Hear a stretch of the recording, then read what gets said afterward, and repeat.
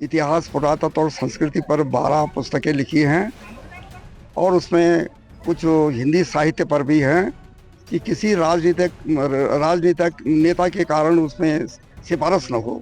मैं सिफारिश से दूर रहना चाहता था, इसलिए 2-3 साल तो ऐसे निकल गए। लेखक का जो काम होता है वो एक तपस्या होती है। उसमें कभी कभी खाना टाइम से नहीं मिलता है, कभी मैं भ्रमण पे होता हूँ और परिवार को बड़ी असुविधा होती है। लेकिन मेरी पत्नी गोदावरी ने मैं सोचता हूँ कि मेरे हमेशा मुझे सहयोग दिया है। उत्तराखंड के प्रसिद्ध इतिहासकार यशवंत सिंह कटौच जी को पद्मश्री पुरस्कार से सम्मानित किया गया है, जिसके बाद आज उनके पैतृक गांव मासो में एक भव्य कार्यक्रम और उनके लिए एक सम्मान कार्यक्रम का आयोजन किया गया था। सभी लोगों द्वारा उनका सम्मान किया गया है, क्योंकि वो आज पूरे पौड़ी जनपद के लिए ही बाकी उत्तराखंड के लिए भी एक प्रेरणा बनते जा रहे हैं। यशवंत सिंह कटौच जी, पहले तो आपका बहुत बहुत स्वागत है उत्तराखंड तक।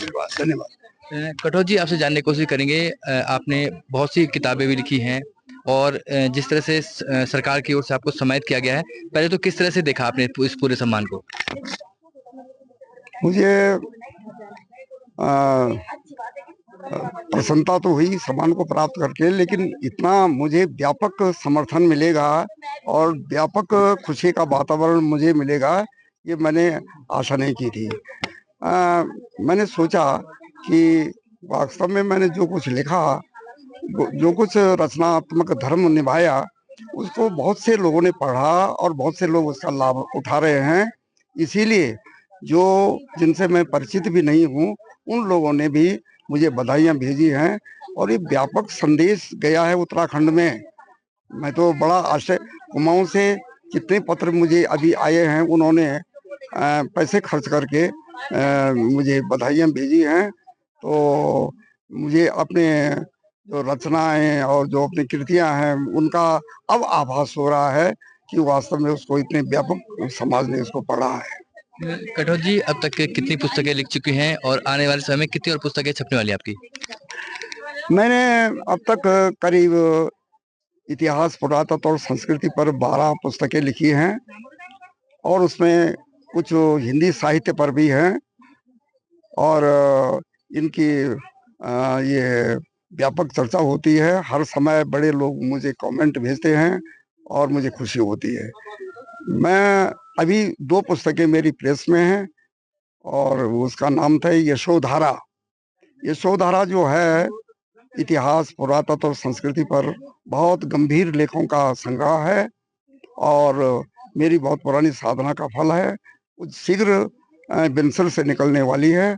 और दूसरी पुस्तक है उत्तराखंड की सैन्य परंपरा। वो प्रवीण भट्ट जी उसको समय साक्षी से निकाल रहे हैं और वो निकल अभी इसी महीने मई में निकल जाएगी। तो उन पुस्तकों को मिलाकर काफी संदेश मेरे पाठकों तक पहुंचेगा। जिस तरह से आपको सम्मान मिला है, पहले तो इसका श्रेय किसको देंगे आप? मैं ये जो हाँ, इस सम्मान का जो श्रेय है, मैं केंद्र सरकार को दूंगा, जिनकी जो एक्सपर्ट पैनल होता है जो इसका वो करता है, कि मुझे ये लगा कि उन्होंने सही मूल्यांकन किया है इस समय। वैसे बहुत से लोग मेरे मित्र कहते हैं कि आपको काफी देर से मिला, तो कुछ देर तो मेरे कारण हुआ, क्योंकि मैं चाहता था कि किसी राजनीतिक नेता के कारण उसमें सिफारिश न हो। मैं सिफारिश से दूर रहना चाहता था, इसलिए 2-3 साल तो ऐसे निकल गए।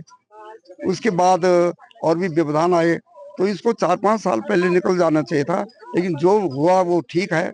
मुझे प्रसन्नता है। परिवार लगातार आपको सपोर्ट करता है, किस तरह से सहयोग रहता है परिवार का भी इसमें? मेरे ऐसा है कि लेखक का जो काम होता है वो एक तपस्या होती है। उसमें कभी कभी खाना टाइम से नहीं मिलता है, कभी मैं भ्रमण पे होता हूँ और परिवार को बड़ी असुविधा होती है। लेकिन मेरी पत्नी गोदावरी ने मैं सोचता हूँ कि मेरे हमेशा मुझे सहयोग दिया है और अपने रुग्ण अवस्था में भी, अपनी बीमारी की अवस्था में भी मेरा साथ दिया है। इसमें मेरे नाती पोतों का भी सहयोग है और मेरे भाइयों का भी इसमें सहयोग है। तो युवा पीढ़ी को क्या संदेश देंगे आप? मैं चाहूँगा कि जितना मैंने लिखा है लोग, पहली बात तो ये है कि उसको पढ़े। माने पुस्तकों को लेखक इस दृष्टि से लिखता है कि पाठक अधिक से अधिक उसको पढ़े। मैं एक तो ये कहूँगा कि पढ़ने की आदत, पठन पाठन की आदत लोगों में होनी चाहिए और तभी मेरा संदेश लोगों तक पहुँचेगा। बिना मेरी कृतियों को पढ़े हुए आप उस पर उसका मूल्यांकन नहीं कर सकते। लेकिन फिर भी मैंने जो संदेश दिया है, मैं ये सोचता हूँ कि मेरे अवसान के बाद मेरी पुस्तकों का मूल्य काफ़ी बढ़ जाएगा, क्योंकि जीवित अवस्था में कभी-कभी लोग अपनी कोई ऐसे बायस्ड होते हैं कि उसका अपना बखान नहीं कर पाते, लेकिन अंत में सच्चाई तो सामने आएगी और मेरी पुस्तकों का जितना टाइम गुजरता जाएगा उसका मूल्य बढ़ता जाएगा। तो ये थे हमारे साथ यशवंत सिंह कटौझ जी, जिनका साफ तौर पर कहना है कि जो उनकी तपस्या थी उसका उन्हें फल मिला है और जिस तरह से परिवार का उन्हें हमेशा ही सपोर्ट रहा है उसका परिणाम है कि आज उन्हें केंद्र सरकार की ओर से पद्मश्री से सम्मानित किया गया है। साथ ही युवाओं से भी अपील की गई है कि वो अधिक से अधिक पुस्तकें पढ़ें ताकि अधिक से अधिक ज्ञान भी वो अर्जित कर सकें। पौड़ी से सिद्धांत दुनियाल, उत्तराखंड तक।